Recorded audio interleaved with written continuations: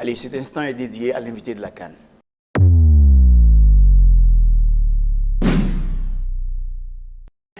Allez, nous sommes de retour sur le plateau. Si vous venez de nous prendre en cours de diffusion, vous suivez la CAN des entreprises. Et cette lucarne, c'est l'invité de la CAN. Et dans le cadre de cette activité, permettez-moi de vous dire que je suis avec une grande dame aujourd'hui qui répond au nom de Madame Christine Lobo-Kossi. Bonsoir Madame. Bonsoir. Vous allez bien? Ça va, merci beaucoup. Merci en tout cas de nous avoir, on va dire, honorés en venant sur notre plateau ce soir. Alors, vous ici, vous êtes là en tant que directrice générale du groupement, hein, on va dire, professionnel des mineurs de Côte d'Ivoire. C'est le titre auquel vous répondez, n'est-ce pas? C'est ma fonction, mais votre fonction. l'organisation, c'est le groupement professionnel des miniers de Côte d'Ivoire. Des miniers de Côte d'Ivoire. C'est ça. OK. Alors, on va vous donner l'occasion de nous présenter ce groupement. OK.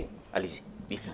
Alors, le GPMCI, donc, comme vous l'avez dit, le groupement professionnel des miniers de Côte d'Ivoire, ou appelé plus communément Chambre des mines, est l'organisation patronale qui rassemble l'ensemble des sociétés minières installées en Côte d'Ivoire, ainsi que leurs principaux sous-traitants ou prestataires.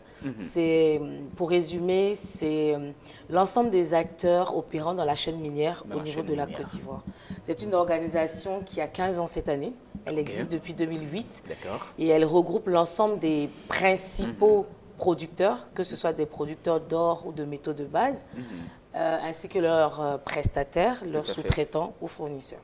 Nous comptons à peu près 73 membres et nous essayons auprès des organisations publiques ou des organisations privées telles que la CGEC d'en être le promoteur et le porte-parole de ces entreprises. D'accord. C'est vraiment super. Allez, alors là, cette fois-ci, on va vous demander pour la CAN. Quelle a été votre contribution à la réussite de cette CAN? Alors, il faut d'abord savoir que le secteur minier, ou les entreprises minières, du fait d'être installées en zone reculée, développent des activités à côté de leur cœur de métier qui sont les opérations minières. Tout à fait. Développent dans le cadre de leur RSE des activités qui facilitent leur intégration dans les régions, dans les zones où elles opèrent. Et donc, c'est à ce titre, au titre de ces différentes activités parallèles, qu'on peut compter le sport. Je ne dénomme pas le nombre d'activités sportives qui se passent au sein des entreprises elles-mêmes, au sein des entreprises entre leur personnel et les communautés, ou au sein d'activités sportives représentant, rassemblant aussi bien des acteurs miniers que des sportifs de haut niveau ou bien de la région.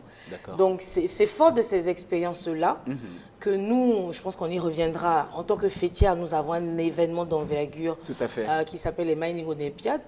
Et partant de là, nous avons décidé d'accompagner ou d'être partenaire de cet événement majeur dans notre pays qui est la CAN, cette 34e édition, en développant une activité à parallèle qui est un challenge de pas et qui promeut en fait la marche sportive, le sport en entreprise. À côté de ça, le groupement et ses membres ont offert pas mal de tickets à leurs membres, partenaires et le personnel, justement pour donner la possibilité à certains de nos collaborateurs de pouvoir participer au match phare.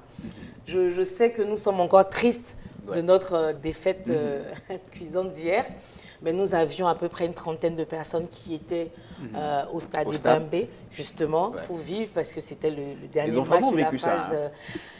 Ils l'ont vécu en direct, je vais dire ça comme ça. Nous, on est restés au bureau avec une autre partie de nos membres. Nous avons visionné le match au siège du groupement. Et nous avions des collègues, collaborateurs qui étaient au stade. Et c'était assez difficile.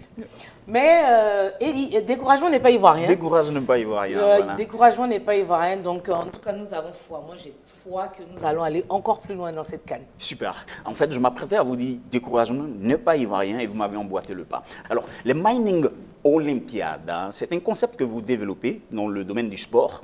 Est-ce que vous pouvez nous en dire plus? Alors, il faut savoir qu'historiquement, nous avons pensé dans les années 2015 à une activité qui pouvait être fédératrice, qui permettait aux travailleurs, pour ceux qui sont dans les régions, de pouvoir sortir un peu de leur activité quotidienne et de pouvoir voilà, se détendre loin du stress, de la difficulté des activités.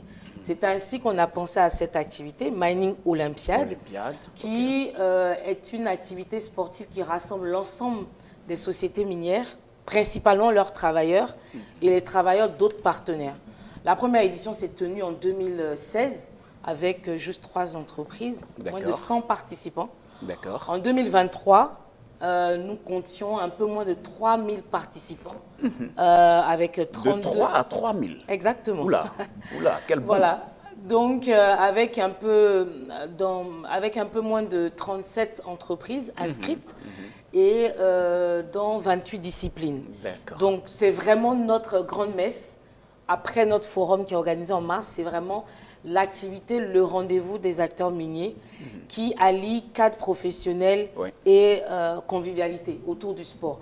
Donc, pour vraiment faire un parallèle avec la CAN qui se déroule, vous savez, le sport a ceci de magique qu'elle rassemble tout le monde. On fait fi de nos différences, on fait fi de nos difficultés.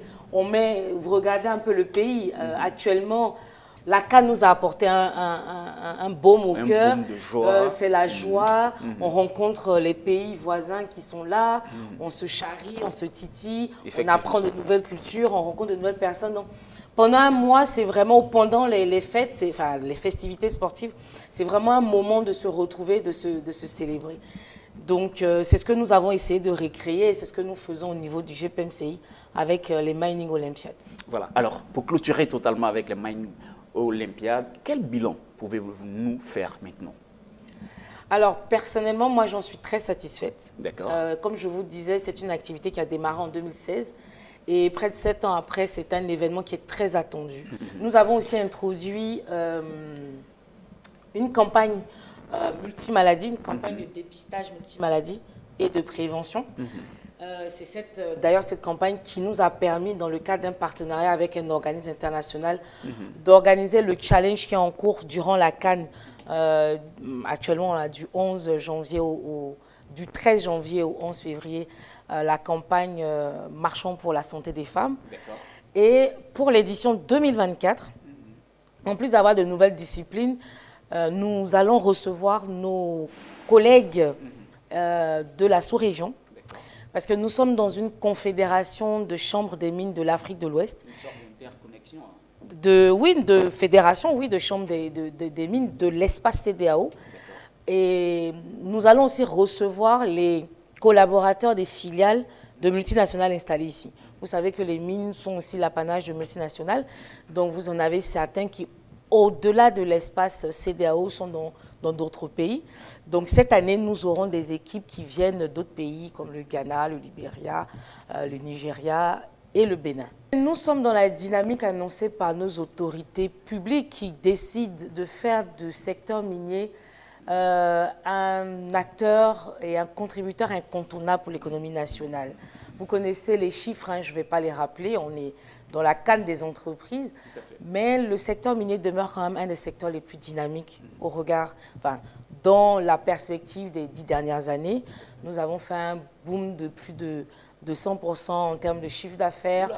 Oui, nous sommes passés de moins de 7 tonnes d'or à 55 tonnes en 2023. Et les perspectives sont encore bonnes, en tout cas en tendance haussière. C'est un secteur aussi qui est en pleine mutation au regard des réglementations qui s'actualisent, au regard des réglementations en matière de protection sociale. Nous avons signé une convention collective inédite dans tout l'espace CEDEAO au niveau de notre réglementation minière. Vous avez la réglementation en matière d'environnement. Et bien évidemment, nous allons mettre un accent particulier sur la promotion des entreprises nationales qui font de la fourniture de services et de biens aux entreprises minières pour cadrer avec la vision du président Cissé pour l'émergence des champions nationaux ivoiriens. Voilà, au regard de ce que vous nous dites, ça se voit que vous maîtrisez vraiment votre sujet. Et là, nous sommes au terme de notre entretien. Je vais vous donner l'occasion de nous faire une conclusion. Alors, je ne pourrais terminer mon propos sans remercier votre chaîne pour l'opportunité qu'il nous donne à chaque fois de parler du secteur minier.